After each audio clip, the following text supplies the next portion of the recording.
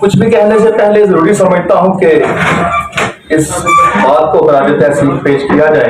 यकीनन आफाक ने ये जो सिलसिला शुरू किया है, बहुत से इदारे, बहुत से पब्लिशर इस तरह की एक्टिविटीज करते हैं, लेकिन मैं समझता हूं कि आफाक उन सबसे बेहतरीन अपना किरदार अदा कर रहा है। छोटी सी बात है कि टेस्ट योर ब्रेन, तो सारा मसला ही ब्रेन का है। न्यूटन, कायदे आजम और बहुत सी शख्सियात जिन्होंने अपना नाम तो बनाया और आज हम उनको बड़ी इज्जत और एहतराम के साथ याद करते हैं, और यकीनन उन्होंने भी ये ब्रेन का इस्तेमाल किया तो इस मुकाम पर है।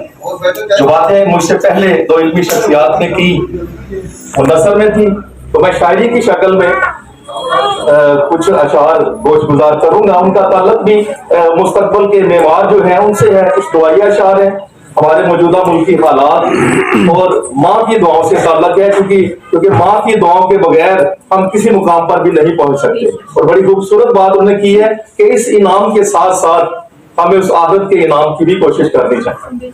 कुछ शेर आप ही की नजर करता हूँ कि दुआई अशार है। जिस तरह के हमारे मुल्की हालात हैं उस पर कुछ शेर सुनिएगा। इसका पहला जो मतले का मिसरा है वो मैंने अख्तरुल ड्रामे से इंस्पायर होके वो मिसरा हुआ, जिस कबीले के मकीनों में धड़े होते हैं, जिस कबीले के मकीनों में धड़े होते हैं उसके हालात भी दुश्वार और कड़े होते हैं।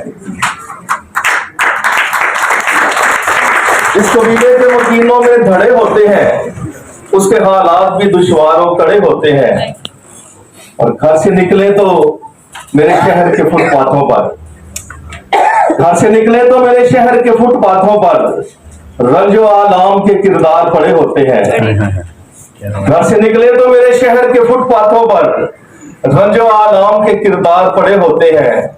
और कोई सूरत ही नहीं इनको उतारे कैसे, कोई सूरत ही नहीं इनको उतारे कैसे।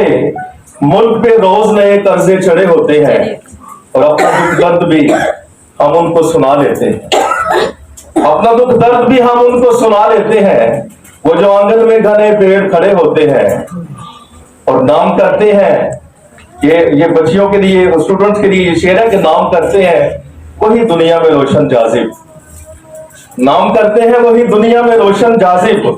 वो जो हालात की चक्की में बड़े होते हैं, इस कबीले के मकीनों में बड़े होते हैं।